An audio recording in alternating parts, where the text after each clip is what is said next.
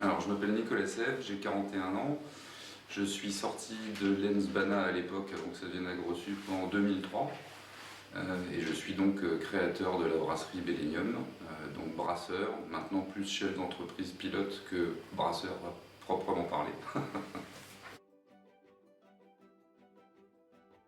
Moi j'ai fait une classe préparatoire, donc c'était sur les concours que je suis rentré à AgroSup.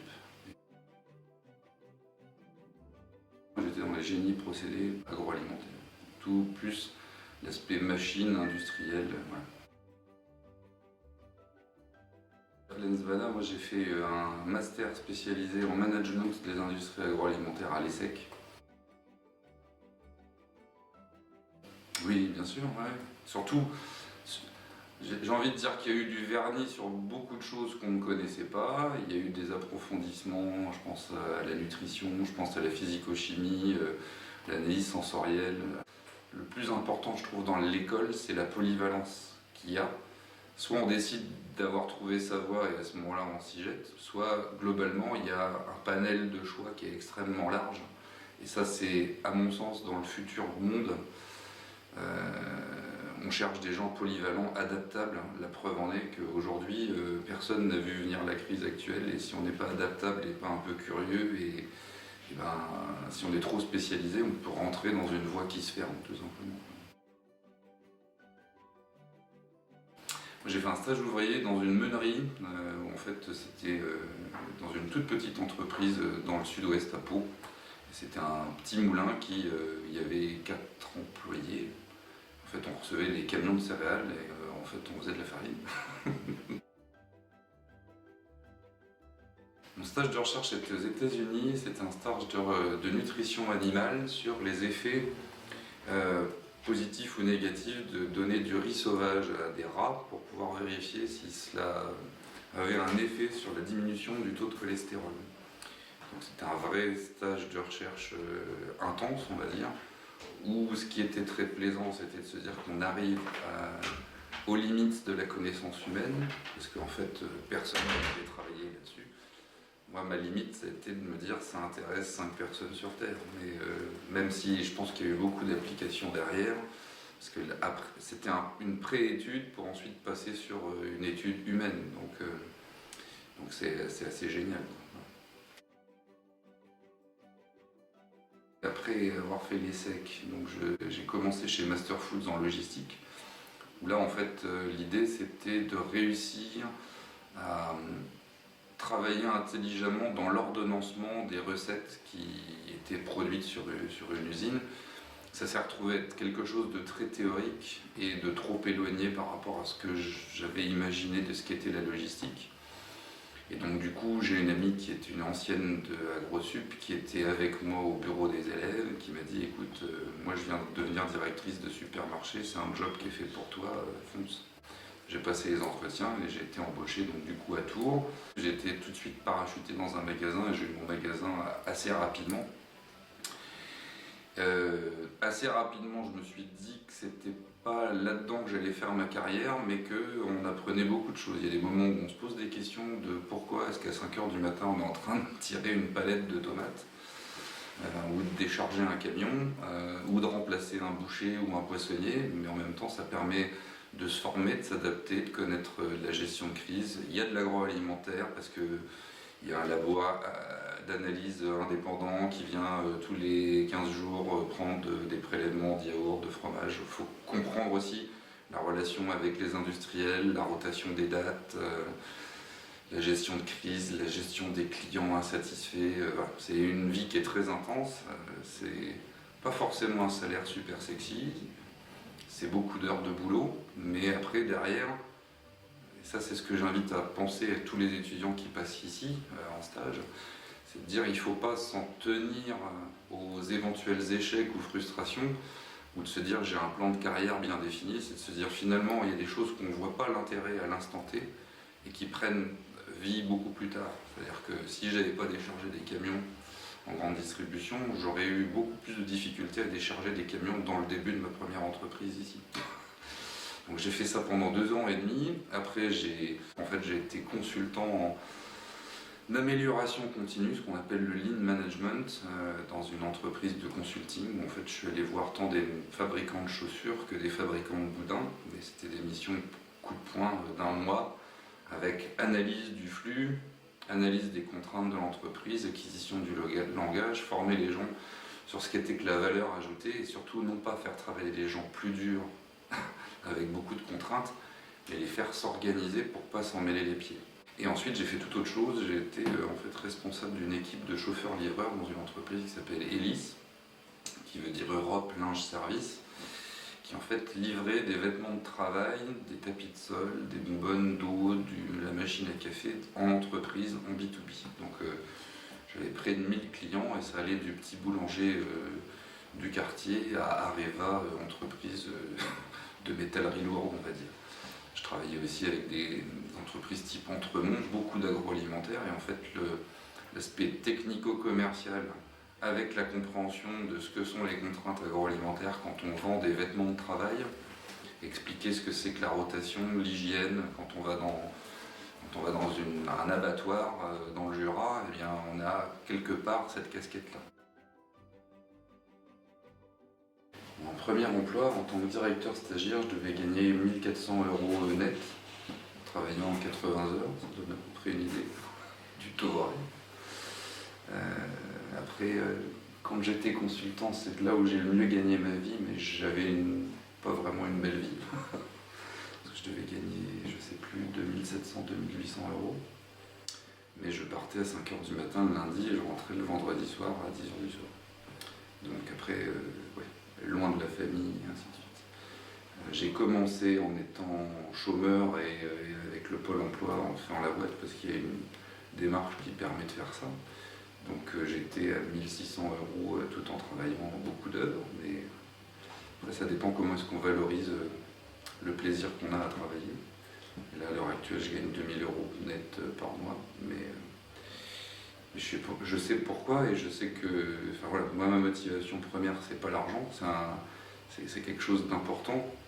Il faut parfois pas s'arrêter à ça quand on vient le matin en étant heureux de faire ce qu'on fait et qu'on a des perspectives. J'investis finalement l'argent que je ne me paye pas dans le fait de faire grandir l'entreprise. La bière était un plaisir et en fait à un moment donné, la bonne idée c'était d'installer une brasserie à Beaune. C'était pas de faire de la bière, j'aurais pu faire de la bière n'importe où. Je l'aurais faite à un endroit qui était moins stratégique, ça aurait été une moins bonne idée. À un moment donné j'ai dit bon, je me lance.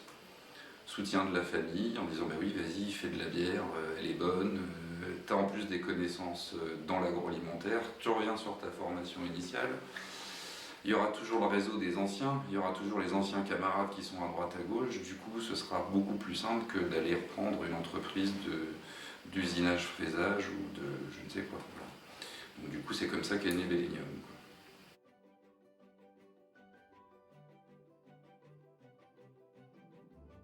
On est basé à Beaune en Bourgogne, donc à 40 km au sud de Dijon. On existe depuis 2014, je me suis associé avec 2 personnes en montant le projet. Une personne dont on est dans les locaux qui s'appelle Alexandre Faupin, qui lui vend des cuves et du matériel vitivinicole. Et une autre personne qui s'appelle Jean-David Camus, qui lui s'occupait plus de la partie marketing, création de marque, parce qu'il a une entreprise aussi de création de sites internet et de marques, ainsi de suite. Donc on s'est constitué en juin 2014, on a fait les travaux dans une toute petite brasserie de 80 m², et je me suis retrouvé avec la multicasquette d'acheteur, de R&D, de brasseur, de livreur, de comptable. Mes 2 associés étaient plus dans l'aspect réflexion stratégique et prospection. L'idée c'était de faire une brasserie avec des recettes faites de manière traditionnelle, mais une méthode de suivi plus moderne, avec un aspect très qualitatif dans un monde où à l'époque il y avait 450 brasseries, avant qu'il y ait le grand buzz qui fasse que maintenant il y a 1700 brasseries en l'espace de 6 ans. Bellénium, le nom provient du dieu Bélénos, qui était le dieu gaulois vénéré par les habitants de Beaune il y a 2000 ans. Donc par Toutatis, par Bélénos, on retrouve ça dans Astérix Obélix. Bélénos c'était un dieu barbu solaire qui était le dieu de la création et de la lumière. Donc en fait on a voulu faire une bière premium, donc on a contracté le nom Bélénos et premium, ça fait Bélénium. En filigrane on a caché quelques petites symboliques, là on retrouve le toit des motifs de Beaune, des hospices de Beaune.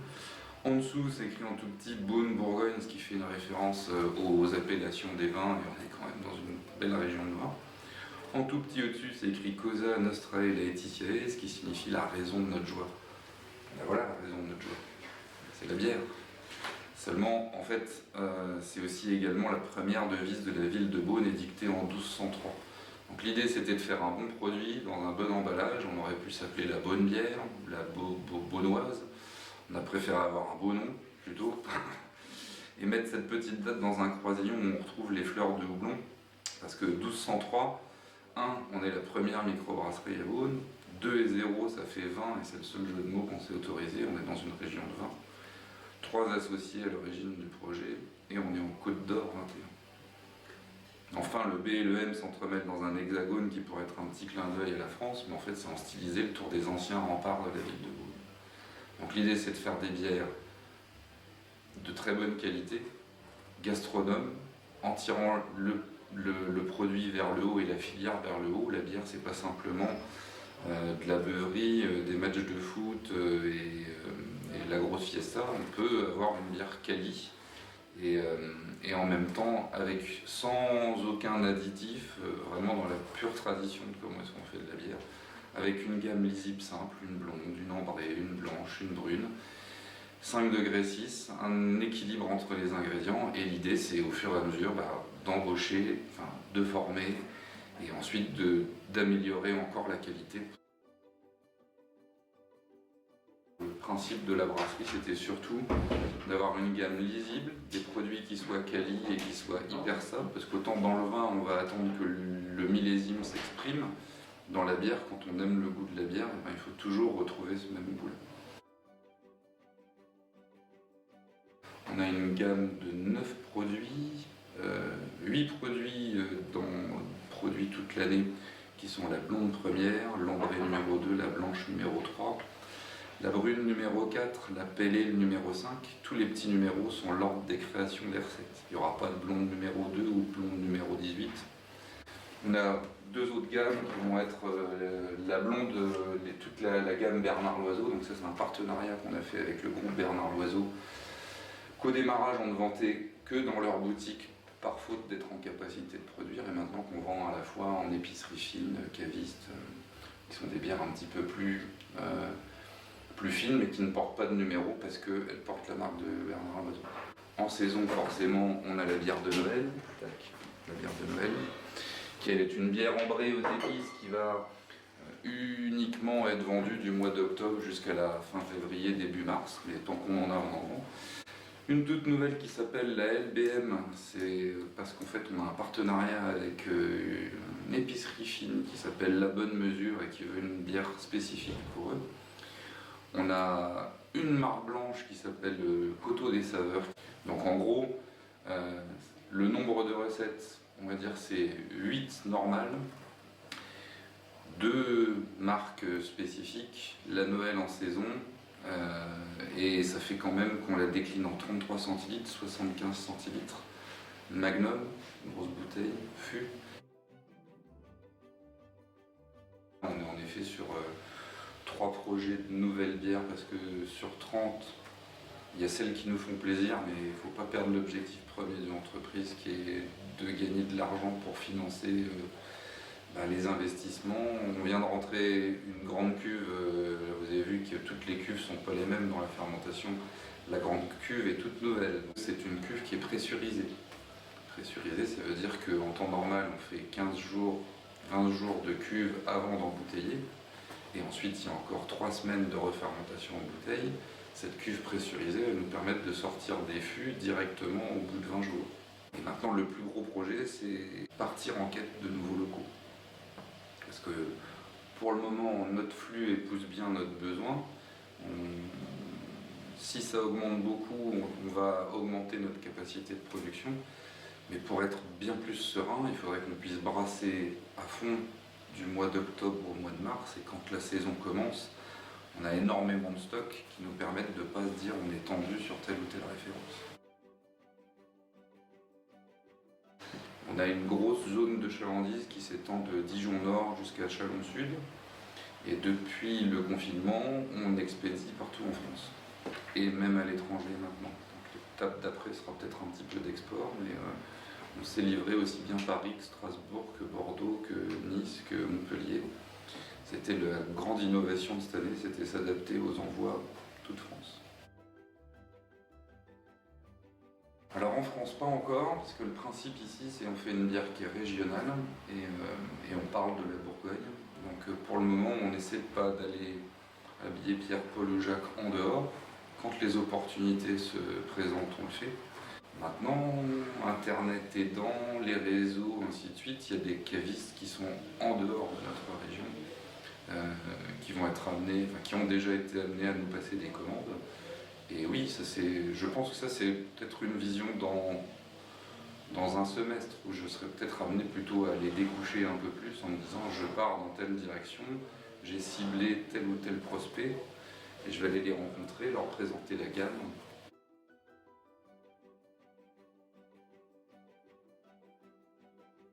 C'est au démarrage, c'est un long travail de recherche sur quels vont être les fournisseurs, qu'est-ce qu'il faut acheter, prévoir les quantités, ainsi de suite. Donc au début, on doit vraiment gérer un budget, faire sa R&D et commencer à faire de la production. Donc au début, la semaine type, c'était souvent le lundi de l'administratif, voir quelles étaient les commandes qui étaient rentrées. Le mardi, tout en préparant en parallèle le brassage du lendemain. Le mardi, c'était brassin, avec une part de nettoyage. Le mercredi, c'était embouteillage tout en nettoyant en temps masqué le brassin de la veille. Le jeudi, c'était brassage tout en nettoyant l'embouteilleuse de la veille. Et le vendredi, c'était plus livraison. Donc ça, c'était à l'époque où j'étais seul, entre guillemets. Le proverbe du brasseur, c'est on nettoie, on rince, on récure, et de temps en temps, quand on a le temps, on brasse. Autrement dit, le nettoyage, c'est quand même beaucoup plus de temps que le brassin. Maintenant qu'on est trois employés, j'ai 2 brasseurs, on a un planning qui est maintenant mensualisé, on va dire. Donc on a une rotation de cuve. Nous, le lundi, on s'assure qu'il n'y ait pas de choses un petit peu perturbantes ou un événement spécifique sur la semaine qui soit arrivé en fin de semaine précédente. Et grosso modo, on va essayer de produire la bière pendant 5 à 6 semaines. Donc on doit avoir une lecture de notre historique du passé et se dire comment est-ce que je sens le marché, qu'est-ce qu'il y a comme nouveaux clients, qu'est-ce qu'il y a comme nouvelle consommation. En fait, on s'adapte au fur et à mesure. L'idée, c'est justement de structurer pour se dire on va faire un point qualité une fois par mois, goûter tous nos échantillons de ce qui a été produit dans le mois pour s'assurer qu'il n'y ait pas de déviance de goût. On va faire un audit de procédure de brassage en se disant bon, est-ce qu'on respecte bien, est-ce qu'on rencontre telle ou telle problématique. Alors oui, en fait, typiquement, j'ai envoyé un de mes 2 brasseurs en formation à l'ENIL Bio à Poligny, qui était sur un stage spécifique de perfectionnement brasseur. Il existe beaucoup de littérature, on trouve beaucoup de choses sur internet. La bière, c'est quand même principalement de la physico-chimie. Alors on est à Beaune, hein, il y a 1,2 million de touristes par an en temps normal hors Covid. Donc on a souvent des Québécois, Allemands, Américains, Japonais qui sont de passage. Un des projets serait de pouvoir justement en déménageant, on changera sûrement la structure de la petite boutique. Donc oui, on est amené à parler avec une langue différente. L'an dernier, enfin l'année d'avant, en 2019, on a commencé à faire de l'exportation vers les Pays-Bas, qui malheureusement s'est arrêté avec le Covid.